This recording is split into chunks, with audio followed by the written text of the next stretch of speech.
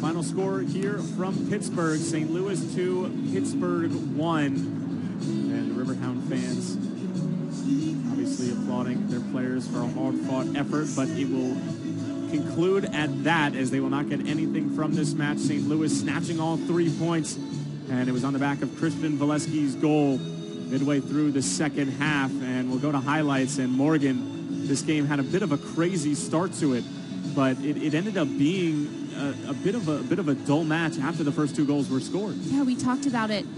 Gorick's tough giveaway. Can't happen there. Kay Banjo right in the spot he needs to be. Just shows so much composure when that ball is at his feet. Gets a look up with defenders coming at him and just places it where it needs to go. Just shows so much composure in that moment because he has a defender coming in sliding, sees an open goal, but does a great job just staying composed. And after the goal, St. Louis would obviously be trying to create as many opportunities as possible. This one just whiskers wide, and that was the closest Valesky would get until his game winner about midway through the second half. And he was dangerous around the box, but as you said, that was his best opportunity until he scored. But Kay Banjo, once again, I said his composure earlier. He showed it facing up, getting his turn, getting a look on frame, and just doesn't have to crush the ball. He just knows where he wants it, and he pushes it to the corner, hits the post. It doesn't come off, just misses his mark, but just so much composure from him tonight. And then it was Jose Angulo who then would be the devastator for Pittsburgh, his former club. When we mentioned he scored 15 goals for Pittsburgh the year he played with them, the 2013 USL Player of the Year, but just shows how dangerous he can be. A good entry ball, but the way he pushes the ball back, he's able to turn his hips around and find that far post corner. That's extremely difficult. That is not an easy shot to make.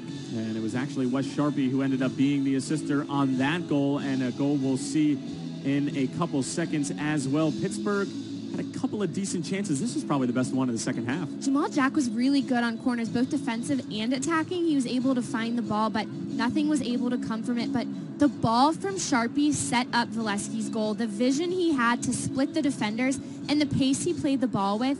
Beautiful pass, and he sees it, places it. Valesky just beats his defender to the front post, is able to touch it in. And we'll take a look at some of the final stats. And possession actually started balancing out, but that's probably just because St. Louis was sitting in. But, I mean, you see the shots on target. There was only 2 of them for St. Louis, but 2 goals.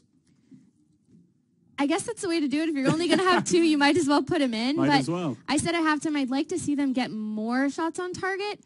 They only got 1, but it was a goal, so I guess that worked out for them. But as you said, the possession equaled out, but most of it was for Pittsburgh, just passing it around, but more in the central area of the field. They didn't have much possession in their attacking third, and that's what I'd like to see. They had the runs, but nothing came from it, so I think that's what I'd like to see next game. Well, it was an exciting match of football through and through. Certainly had a few moments here and there where it looked a bit slow, but at the end of the day, it was St. Louis who ended up getting the 3 points.